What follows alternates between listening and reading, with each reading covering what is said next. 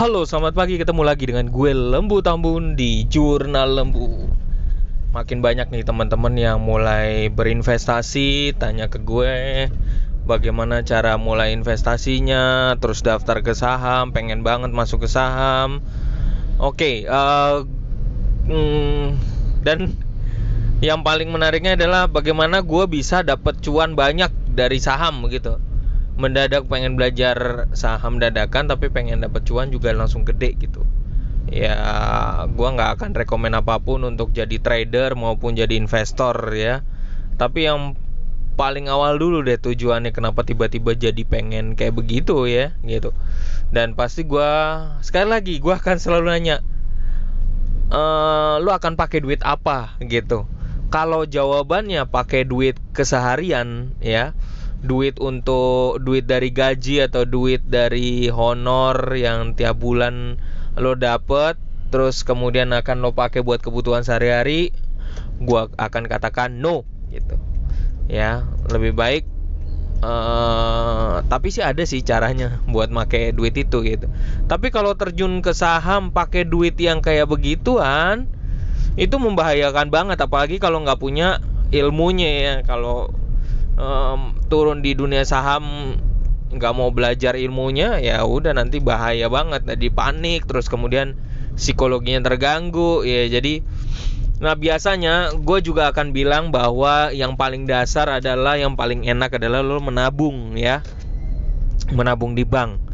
Ya itu udah standar banget, lo bisa keluarin kapanpun gitu. Tapi kena adminnya ya kisaran 12.000, 17.000, 15.000 ya. Setiap bank beda-beda ya, pahamin itu.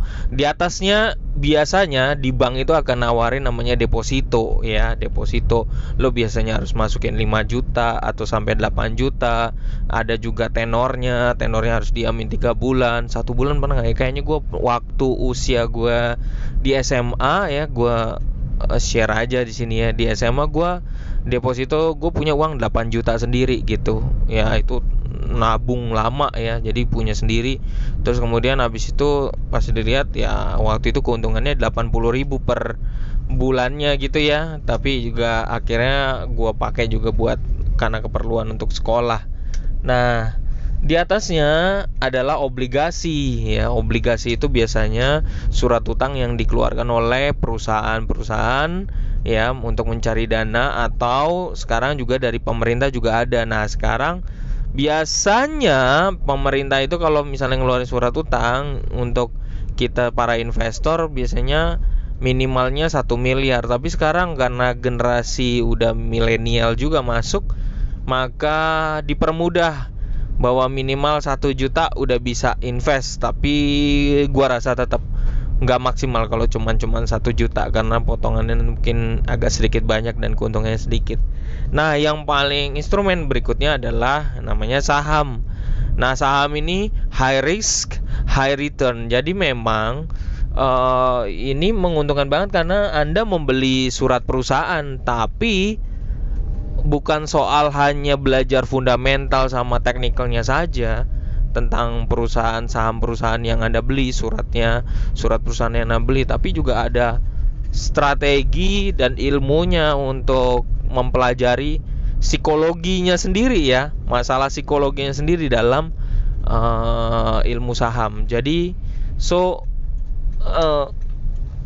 kalau main di saham, makanya kalau main atau invest di saham, baik Anda mungkin jadi trader atau jadi investor, kenali baik-baik dulu, pelajari dulu semuanya dengan seksama gitu ya. Jadi jangan sembrono. Nah, itu penting banget ya buat kita belajar. Oke, gitu dulu dari gue. Nanti kita akan bahas lagi yang lain. Salam dari gue Lembu Tambun hanya di Jurnal Lembu. Thank you.